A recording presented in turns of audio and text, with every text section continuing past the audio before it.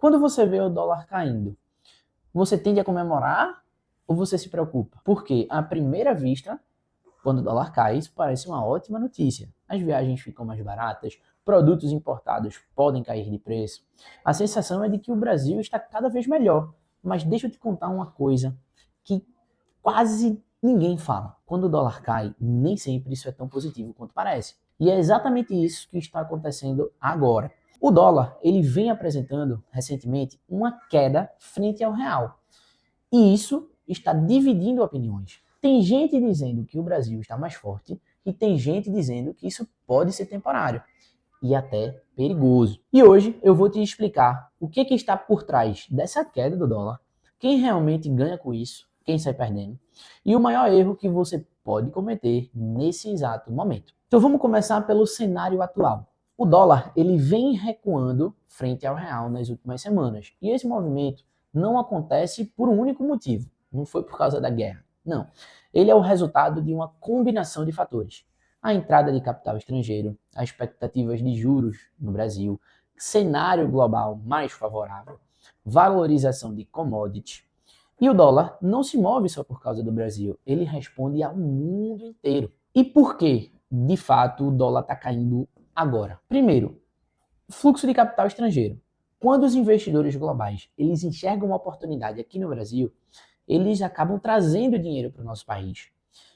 E para investir aqui, eles precisam vender dólar e comprar real. Isso pressiona o dólar para baixo e o real para cima. Segundo ponto, os juros ainda elevados no Brasil. Mesmo com tendências de queda, o Brasil ainda oferece juros relativamente altos.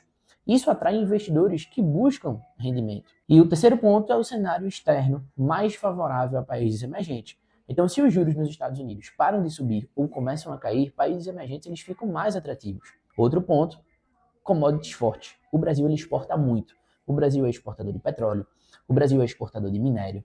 O Brasil é exportador, um dos maiores exportadores dentro do agronegócio. E quando esses setores eles vão bem, entra mais dólar no país. Ou seja, isso aumenta a atratividade do real. E quem é que se beneficia com o dólar em queda? Os importadores. Empresas que compram produtos do exterior pagam menos. Outro ponto é quem viaja para fora. Com o dólar mais barato, é sinal de que viagens ficam mais acessíveis. Outro fator são empresas que dependem de insumos internacionais. Os custos menores podem gerar uma melhor margem de lucro. O consumidor é outro que se beneficia. Alguns produtos eles ficam mais baratos no curto prazo. E aí, a gente precisa entender um ponto importante. Nem todo mundo vai ganhar. Quem é que termina perdendo?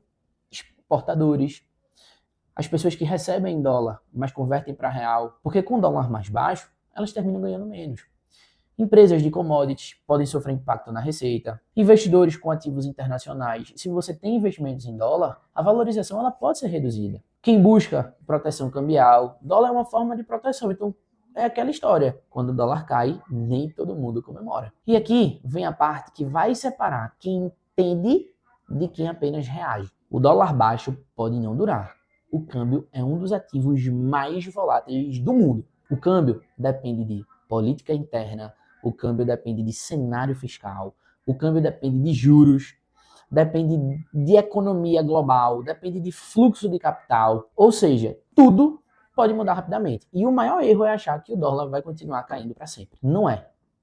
A história mostra que ciclos cambiais são rápidos e são imprevisíveis. Então, aí surge o risco invisível para você, para mim, para os investidores de modo geral. Quando o dólar cai, muito investidor vai parar de investir no exterior, vai vender ativos dolarizados, concentra tudo aqui na Bolsa Nacional ou no mercado nacional. E esse movimento pode ser um erro, porque o dólar não é só uma moeda. O dólar é proteção contra crises locais, é proteção contra a desvalorização do real, é proteção contra a instabilidade econômica que a gente tem muito aqui no Brasil. Então, o que é que você precisa fazer, então, com o seu dinheiro? Primeiro ponto é você não tomar decisões se baseando no curto prazo.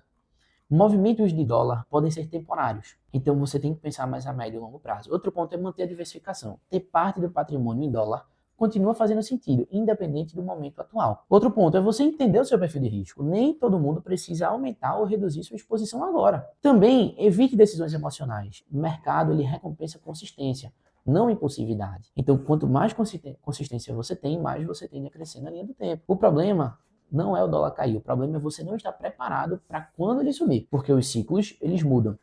E quando eles mudam, quem está exposto demais termina se prejudicando. Quem está protegido vai atravessar melhor esse tempo de turbulência, de volatilidade. Agora eu quero deixar com uma imagem na cabeça. O dólar sobe, o dólar cai, o mercado oscila. Mas uma coisa não deve ficar variando junto com isso: a sua estratégia financeira. Porque quem muda de direção toda vez que o dólar mexe acaba sendo levado pelo mercado. Agora, quem entende esse cenário, usa o dólar como ferramenta e não na emoção. Então, se você quer aprender a se proteger, investir melhor e entender o que realmente está por trás desses movimentos, se inscreve aqui no canal da Sync, porque enquanto o dólar sobe e desce, o seu conhecimento financeiro só cresce. Então, se você gostou desse vídeo, deixa o like. Se você não gostou, deixa o dislike. O importante é você engajar. E te vejo no próximo vídeo. Tchau, tchau.